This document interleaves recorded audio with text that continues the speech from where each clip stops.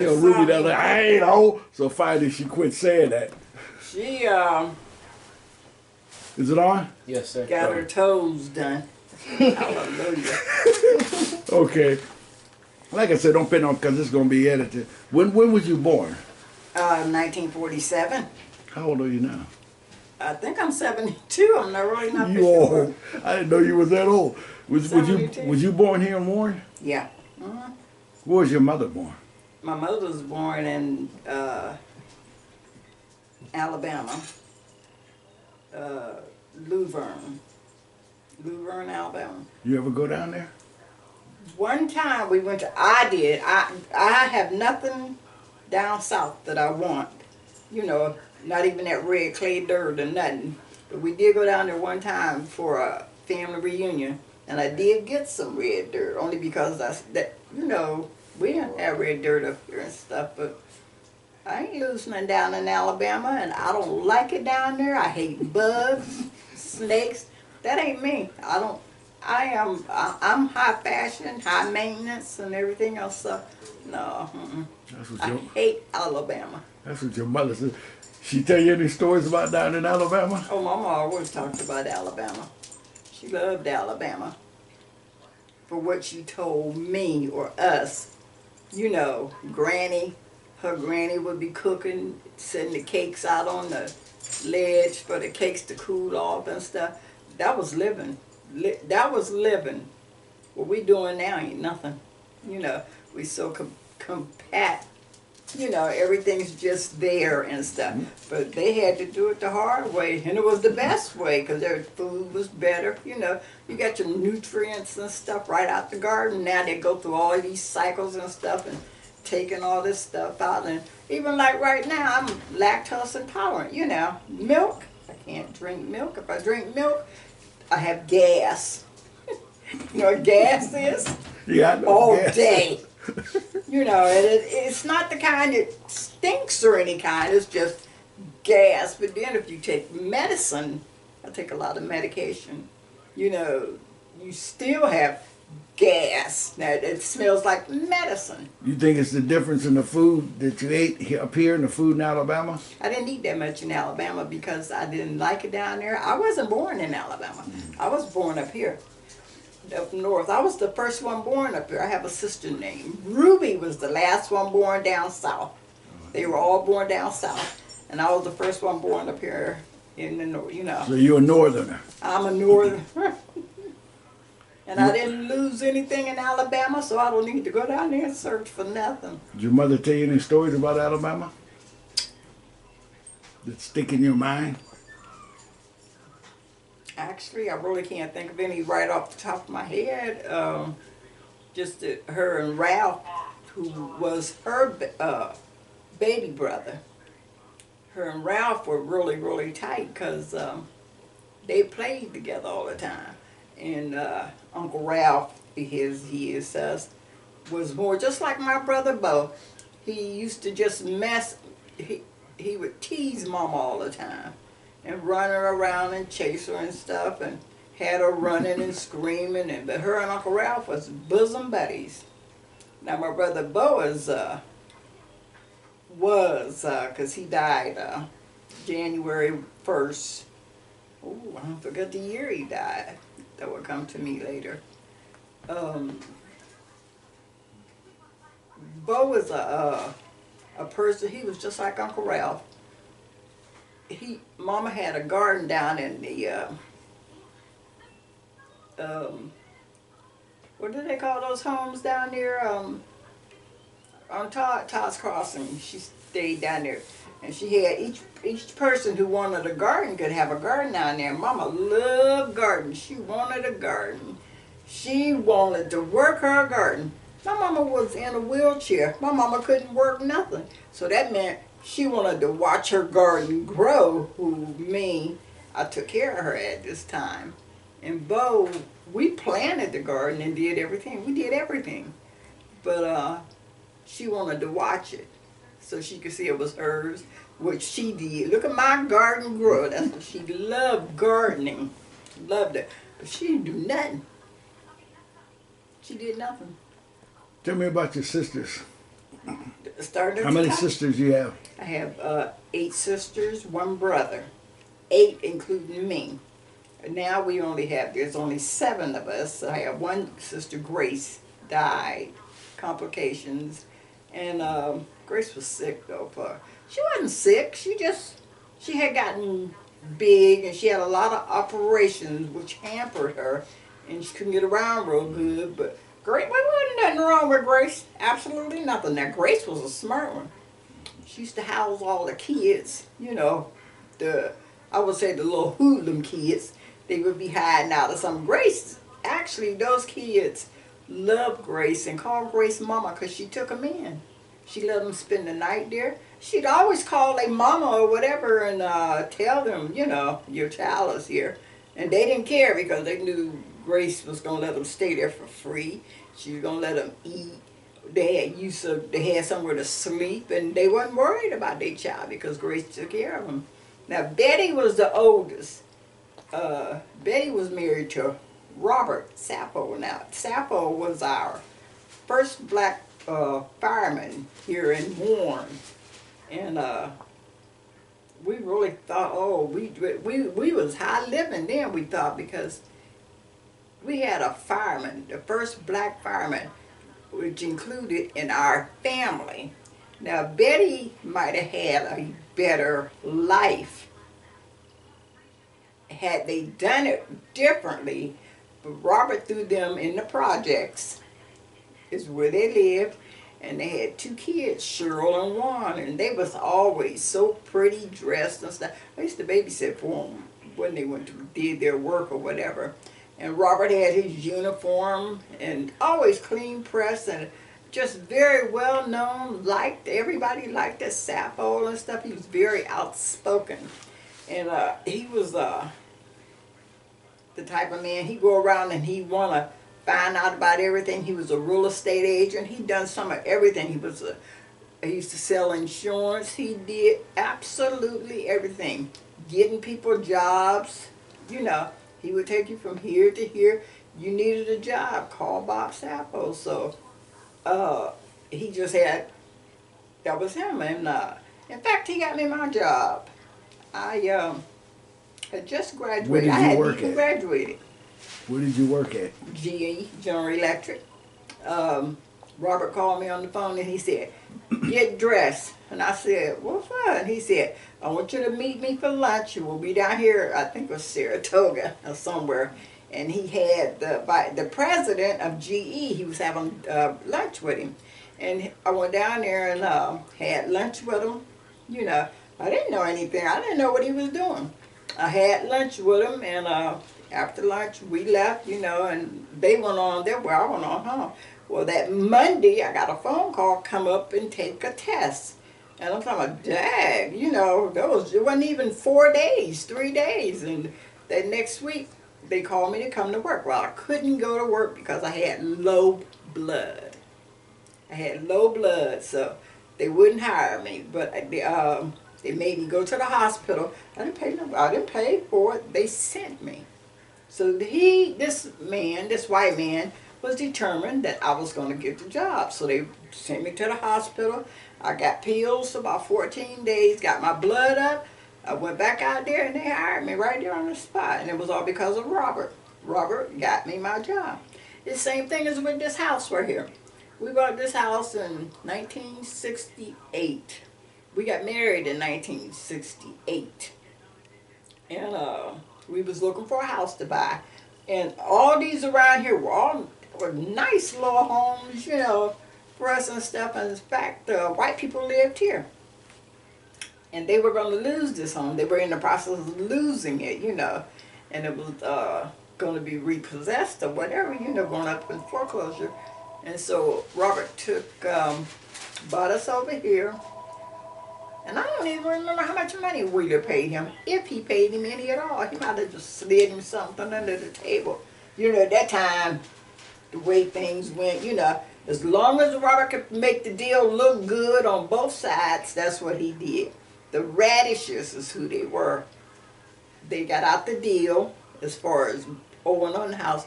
And I think we made 2 house payments, which was $100 and some a month. You know, at that time it was 100 and whatever. But we paid that.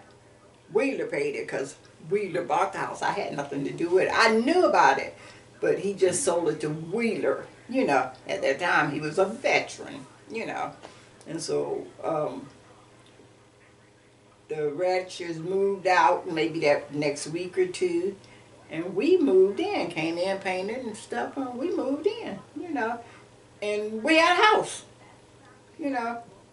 It was simple. It ain't like what it is today as far as closing costs and all that stuff. We had a house within 20 days, you know.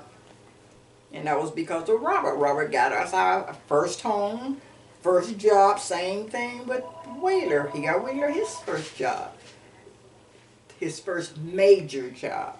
Because Wheeler been working since he was 16 years old as far as money-wise and income tax and stuff like that. But Wheeler, my husband, he has worked all of his life almost. He was washing cars and, you know, Wheeler liked the money in his pocket, and that's the way he did. Wash cars. He would do anything to get him a buck. Yeah, he would do anything to get him a couple dollars to put in his pocket, and he would go spend his money down at Lord Chesterfield. He would save up enough money, and because he loved clothes at that time, and his Stetson shoes and stuff like that. He didn't have a lot of clothes, but what he had were good stuff. He would save his money. He would get Stetsons instead of these other just throw me on shoes and stuff like that. No, we would get him some Stetson shoes. His pants would all be tailor-made. And he used to wear them high-waisted. You know, yep, that's exactly right. He used to wear them high up above his waist and a nice shirt. I have pictures. I have some pictures of way back then. He just a baby face. So let me ask you, how did you guys live with 7, 8 girls all in the same house? You should know. Because you and Ruby were married, and you had came home. And we had 1, 2, 3, 4 bedrooms because we stayed in the projects. And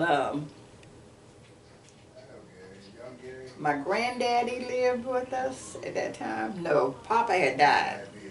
But you and Ruby had a room. And Grace and Dolores, or was Dolores gone? I can't remember. And I had a room, which was actually the kitchen, because I was a duplex house. And the upstairs was really a house, you know. But you stayed there. You and Ruby, Mama had gave y'all a room. This is before y'all could look for y'all a house and stuff. And I had that room with the sink in it. Yeah, my room had a sink in it. Then on the other side, Carol, Joe, Bunny. It was rough, but we had fun. It was all women, no men. Bo was away in the army. Bo was away in the army, but we had a blast. We had fun.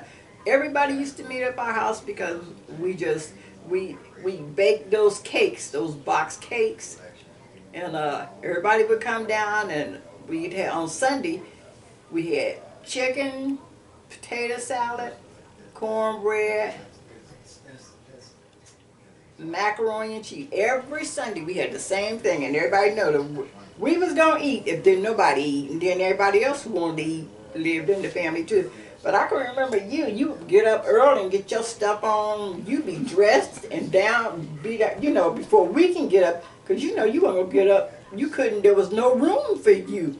A man with 6 women in the house, no, that wasn't gonna work. So you would get up early and get yourself together, and you'd be downstairs with the newspaper, reading the newspaper or seeing what you can find to read or whatever after you be on 8 or whatever. But I remember every day, every single morning, you would come in my room and you would hit me in the back of my leg, and I would get a Charlie horse. Every single morning you did it.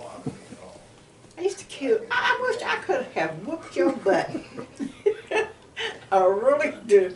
But every single morning I would get up with a Charlie horse, and that's because you would come in there and wake me up and just pow right in the calf of my leg. And there I am hobbling around with my Charlie horse every morning. Okay, you got two sisters who are twins, right? Carol Ann and Joanne. Yeah, they don't look nothing alike.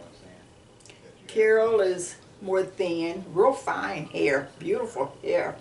Joanne had hair like the stuff that was in the mattresses, like wire. Joanne's hair was all over the place, you know, crazy looking. And she was more stout, fatter. And we used to say, call them fat and skinny. And I made up a rhyme that fat and skinny was playing in the bed. Fat rolled over and skinny dropped dead, you know. And I still use that on them all the time. And we was down my sister Bunny's house in Dayton, and we couldn't all get in the car. We couldn't all get in the car, but I turned around and told them, there y'all go, fat and skinny, playing in the bed. Fat rolled over, skinny dropped dead. You know, they fell out, started laughing. They thought I had forgot that.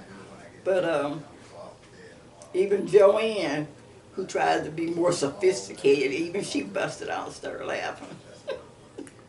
How long did you work at Ohio Lamp? Total years, 37. What did you do at 37. I did, I got so much, honest to God. But people loved me. They loved me only because I was a yes girl, or they could trust me with whatever. I was their mail clerk for a while. They would use me just to run around. You know, them girls would hide books. White girls would do all kind of stuff because they can get away with it. If a black girl had done at least one of those things that they used to do, they wouldn't have had no job. They used to send mail, nail polish and everything. They say, Dorothy, come here and do us a little thing. Do this, run this upstairs to so-and-so, so-and-so. I ain't care because, see, I had a free day. All my days were like free because I was their go for it person. And I would just sit in the break room and sit there, you know. And for a while I smoked. I think that was the biggest mistake I ever made in my life, was trying to smoke. But I was trying to blend in with the rest of the girls and stuff, and I wasn't good at smoking. I wasn't good at none of that stuff. And then we even had a bowling team, and we would drink. You know, we would go to the bowling alley. We had a league, you know, Ohio Lamp Bowling League and stuff. Was it white and black together? Yeah, mixed. Everything was different then. You know, I'm not saying they weren't prejudiced or stuff like that, but still, everything was mixed. Yeah, it was. Those were fun days. Those were absolutely fun days. And we would bowl our league. Annie Ray, Joanne, Linda Solomon, myself. We had another girl bowled with us. I can't quite remember her name, but we had a picture taken. We didn't care if we came in first or last. We had fun. That was our night of fun. Oh yeah. Did you ever get involved with the union? I had 37 years, and I meant to tell you that I had a chance to get a job in the office work, and so had to go and take these tests. And I even was in school at the branch. What's the branch? The Kent State branch. And so I went out there for school just to make sure I was going to pass this test, get this job. Well, I got an A on the test, but they didn't give me the job. They gave it to a white girl, but nobody black. No, ain't no way. That wasn't about to happen. But I aced that test, and but they didn't give me the job. I don't know what she got on her test. I know it wasn't no A, you know, because even the school teacher told me, what are you trying to do? Who are you trying to impress? Because I did get the A. Because I have always been able to get grades, good grades. All I had to do was study. You know, that's all I had to do was study, but I had good grades. Was there any blacks in the office at Ohio Lamp at the time? None whatsoever. But when they did put one in there, She was so light that she almost looked white. Now, our office girls were people like Thelma Ellison, very light.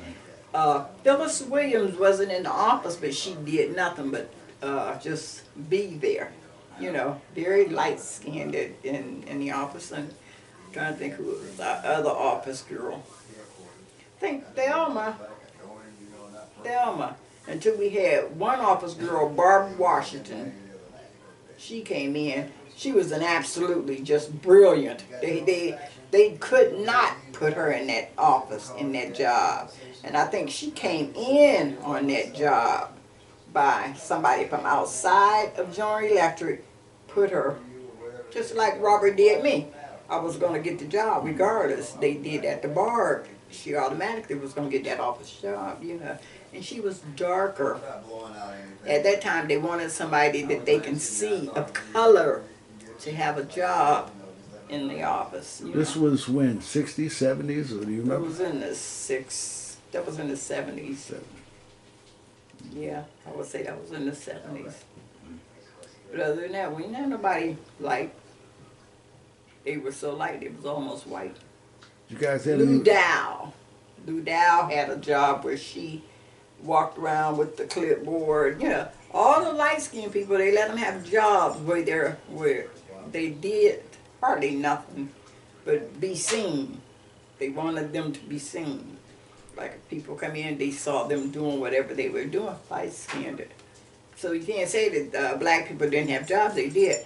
But they, in fact, these women that I'm naming tried to and wanted to be white, you know.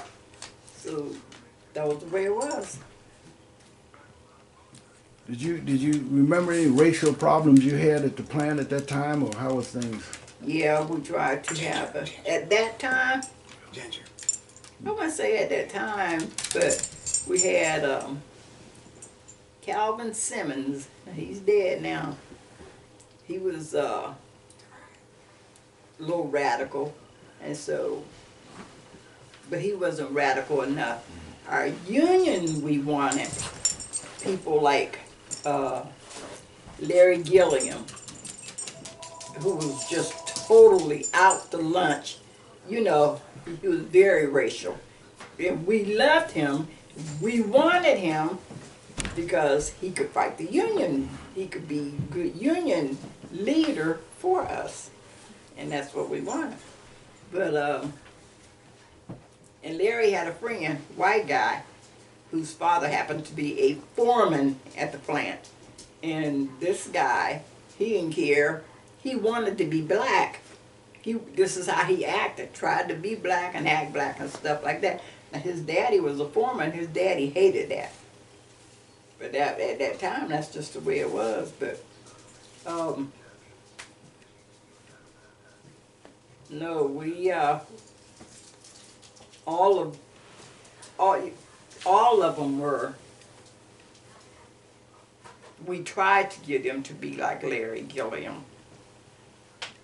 But there was a lot of people who were two-faced behind your back, say they gonna do something, and when it came time, they would vote another way, or wouldn't stand up for what they were doing, or hide behind somebody or whatever. Now me, I stayed out of all that mess.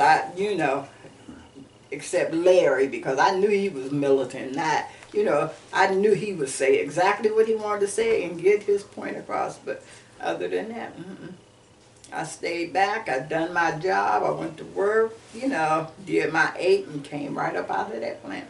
I was there 37 years. What about the church? Did you guys, what kind of church life did you have? Would you guys go to church when you was little? Oh yeah, shoot, yeah. That was the thing. Then Mama would get us, well, Mama was so pretty. She was just pretty. And her hair would hang down her back, and it was naturally curly, you know, and she was soft-spoken and carried herself in a very elegant way. And the people, they liked her. They didn't like her looks, because she had big legs, and, you know, she's just beautiful. All over, just beauty, you know. And Mama was a nurse. I can remember she was on the nursing board, and she ushered, and a lot of women didn't like her, but she, Why didn't they like her? because she was pretty. She was just a pretty black woman. She didn't mess with nobody, you know, but she just done her thing. And she was like that through her whole life. And, you know, people love Mama. They just gravitated to her, you know, and Mama just hug them and kiss them and suck on them and do all kind of stuff. Oh, Miss Parks. And then they ended up calling her Mom. She didn't know how many kids she had because they just gravitated to her for some odd reason, even when she got sick and was bedbound, you know. They would still come over to the house to see Mama and stuff, you know, all the time. What church did you guys go to? Friendship Baptist. Friendship Baptist, yeah. I got married in that church also. But we had Reverend C.L. Williams was our minister. A lot of the people didn't like him because he was getting old, you know.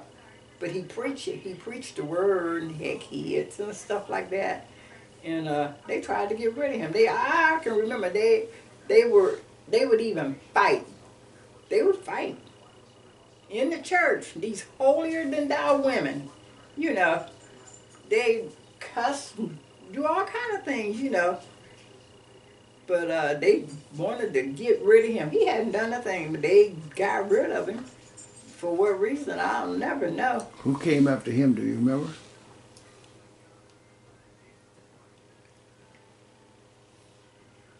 I can't remember, but I think it was Reverend Richardson. I think it was Reverend Richardson who came after him. You know, you had your intervention. They claimed they was looking for somebody. But Reverend Richardson came, and I don't know if he came from down south or wherever he came. He had one son, and then his wife, who was very quiet, well-spoken, did not mess with nobody, did what she had to do. Was a perfect first lady. Perfect first lady. You know, come to visit you, sent you your bulletins. She didn't pull no ranks. She had no favorites. She just did what a first lady would do. But so with Reverend Richardson, he was stern. Nothing went past him. You know, he ran that church with a fist iron. Do you see a difference between the ministers back then and the ministers today? Oh yeah, big difference. What's the difference? Big difference. At this moment now, I'm not talking about my minister because my minister wanted to live in the house. He just got married and he wanted to live in the house that he had with his first wife. For what reason, I don't know. But back then, we had a parsonage we had bought for our pastors, and it was right around the corner from the church. And now we have a nice house, you know, for our pastor, and it's more like in the, it's not what they call the hood, but it's a nice house where he lived, and that's where he wanted to live.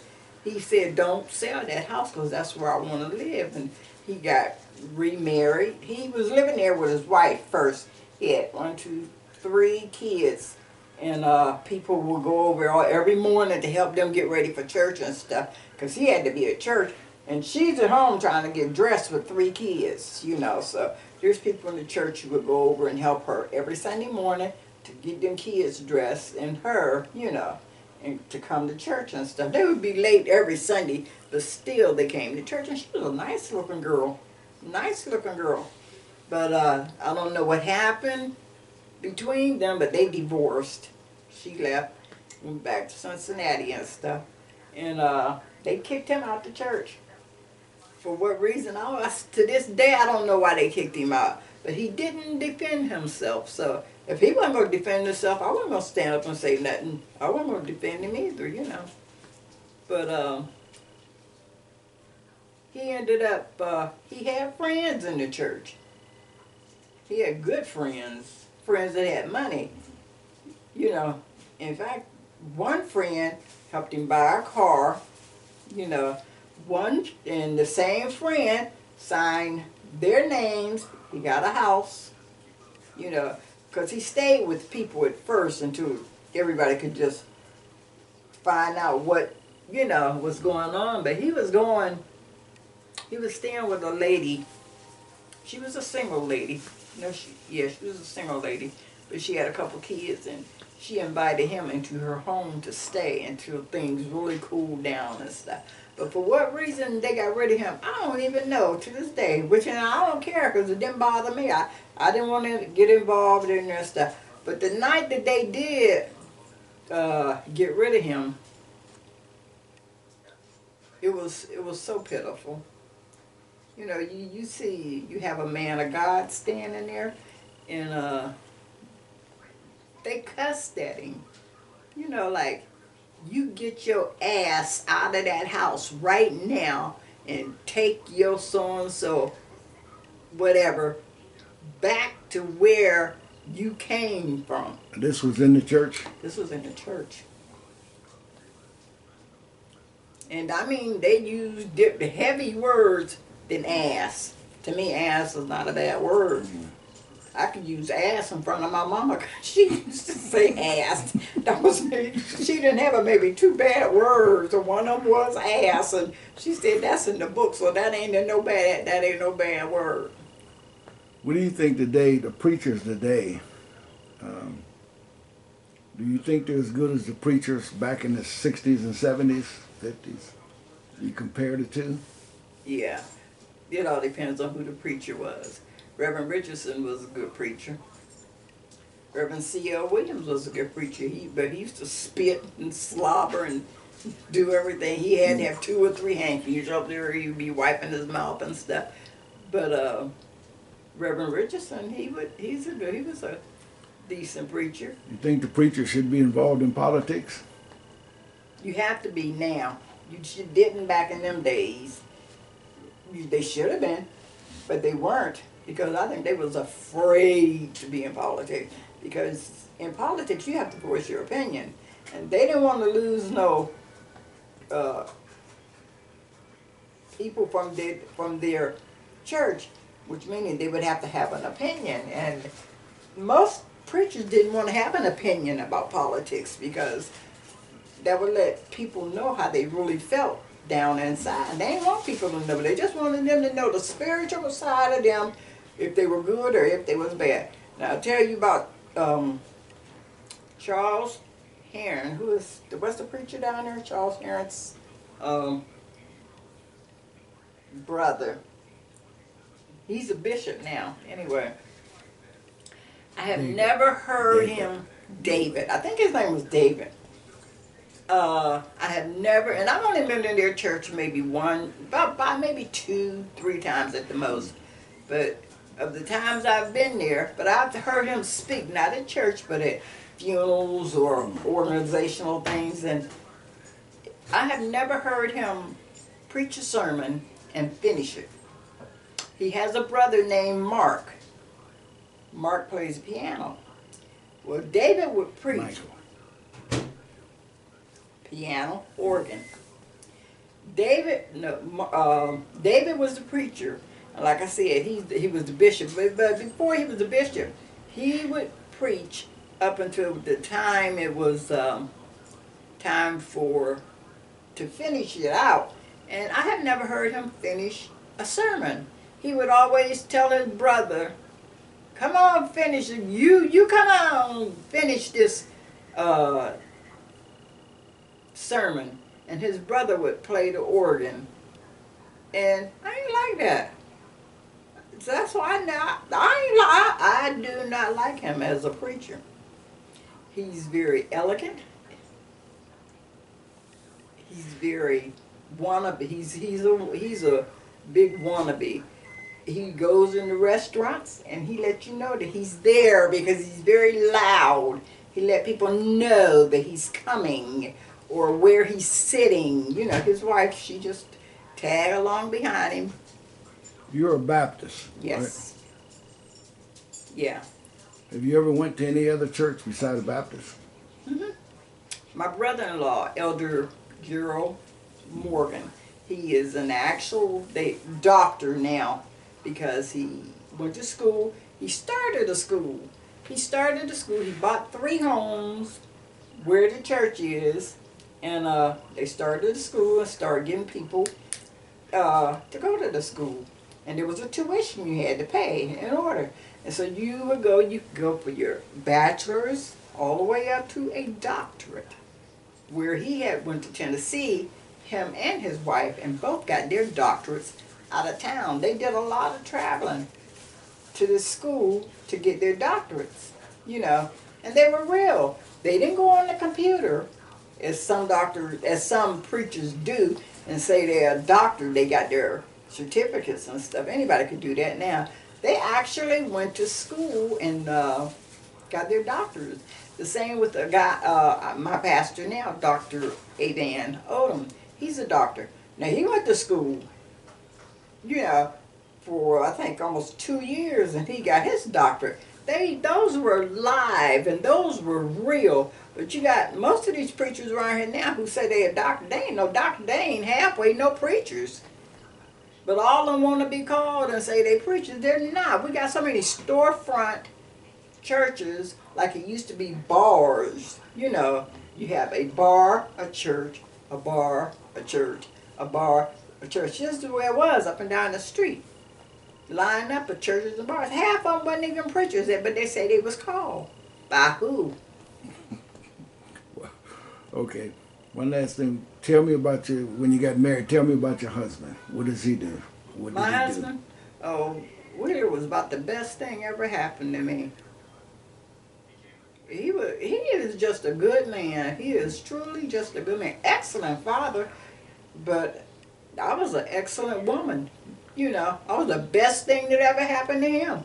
He worked at General Motors. But Wheeler was working when we was in school. He worked at National Can. I think he was 16. And they put his age up. His mother worked for the owner of this National Can. And she gave Wheeler a job. They gave Wheeler a job because they know that the husband was sick. And the family needed money, you know. So they gave Wheeler a job. And Wheeler, Lord have mercy, Wheeler had to go to work the whole 8 hours, and they didn't give him no breaks or nothing like that. And he went every day. I did his homework. We were in 11th grade. We did this for 2 years. And he had a car, beat up car, but it ran. And we would ride. He would ride me to school every single morning, you know, but I had done his homework all night long. His homework, my homework, believe it or not. And he would go to school. He'd be tired, you know.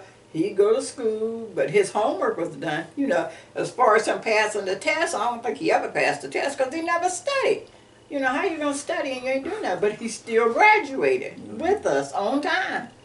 You know, because his homework was always done, and at least if he could get a D, he was doing good. But like I said, I did all of his homework, every bit of it, plus my own. But he worked mainly because his father was sick. His father was ill. His father was always ill. The whole time that I knew him and was going with him, his father was always ill. He worked in the mill, and I'm quite sure he had emphysema and all that other stuff because he was poorly, he looked poorly sick all the time, you know. So Wheeler's father worked in the mill? His father worked in the Steel? Mm-hmm.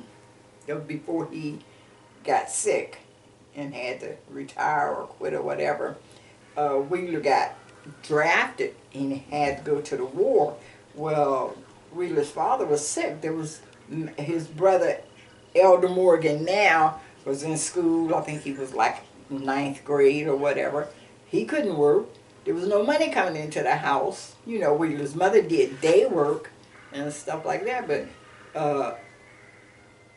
the Red Cross eventually got Wheeler out of the war. He was on his way to Vietnam for the Vietnam War, and they called and pulled him out of the line and put him on a plane, shipped him home to get this job. Because, you know, back then, somebody had to bring in a paycheck in the house full of women and then younger sisters and brothers who were going to school, who could drive because Wheeler's father couldn't drive no more. There was nobody there. The sisters, you know, when it's women, they overlook the women. It's the men that they evolve and look on and stuff like that. But yeah, Wheeler came home and he had that job and went to work, like I said, and I did homework and stuff like that. Tell me a little bit about the Bonneville. The Bonneville, which one? That big Bonneville you were with. He had a Wheeler's father. Wheeler's father used to have some friends, and most of them were old. You know, you have your set of friends and stuff, and you riding around on Sunday or Saturday, Sunday. All of them drunk, you know.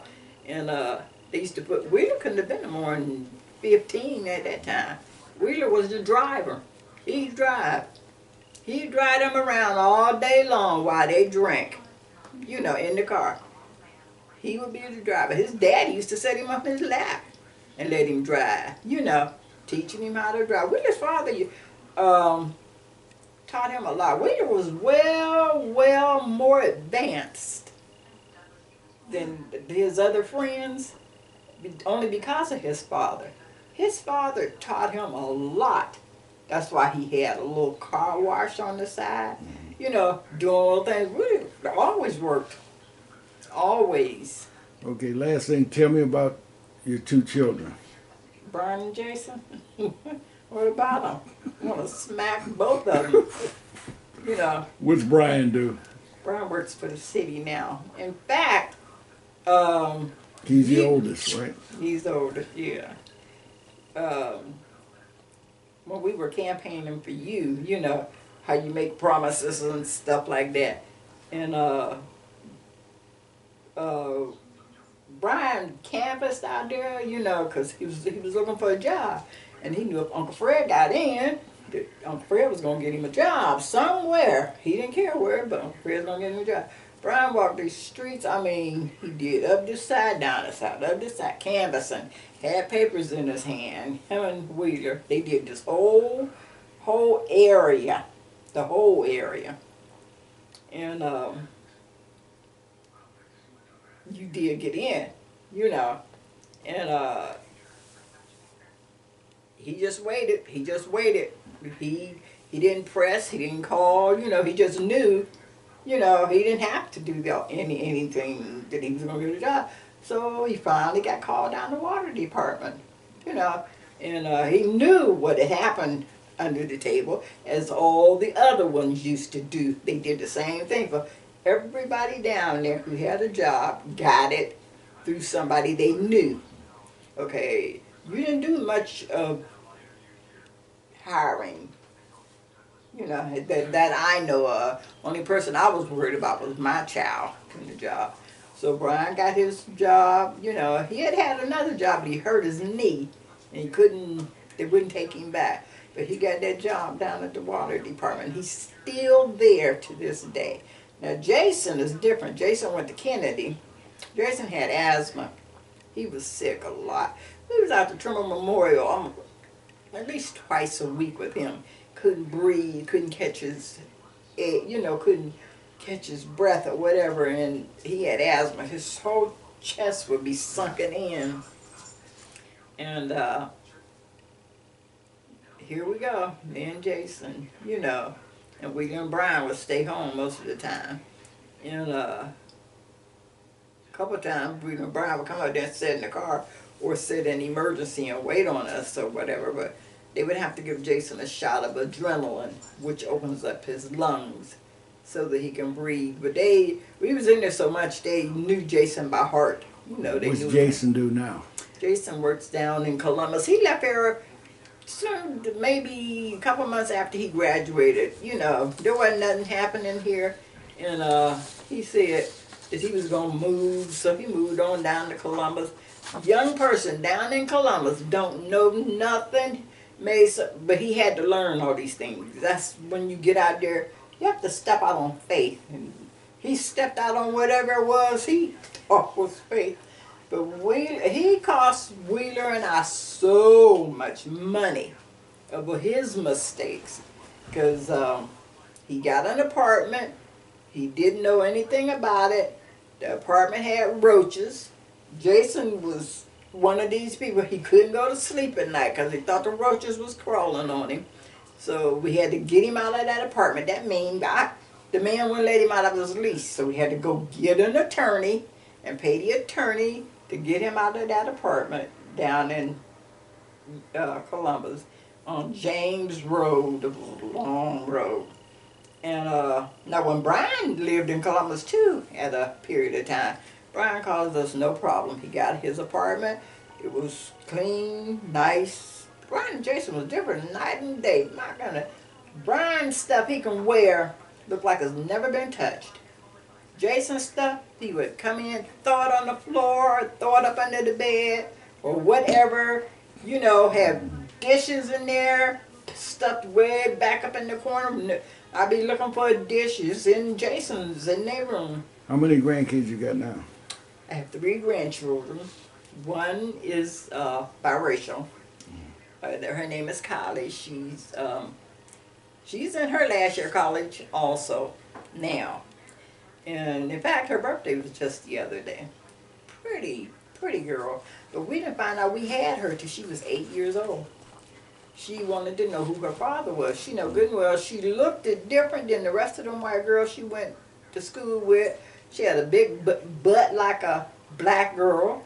She had her nose was bigger than the little white girls and stuff. And her hair was just as frizzy and nappy as it could be. And her mama didn't know how to comb it.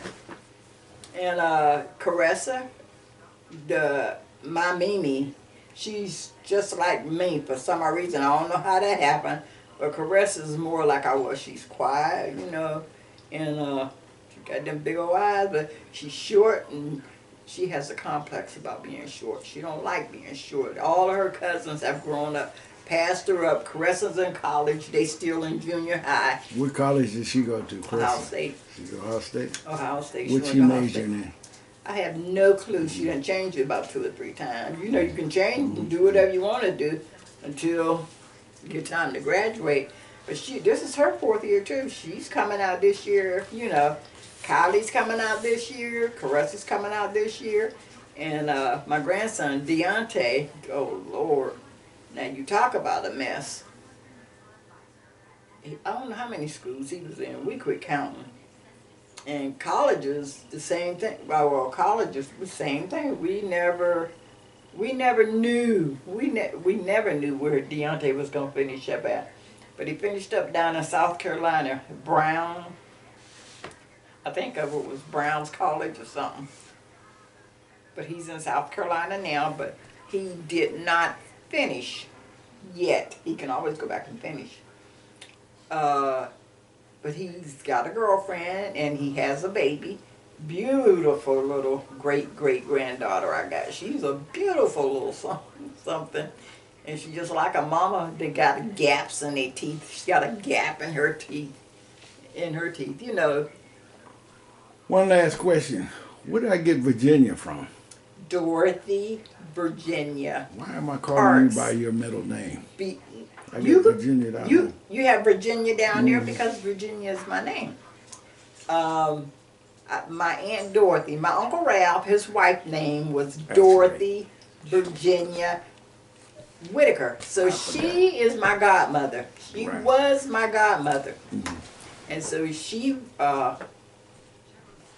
named me after her. My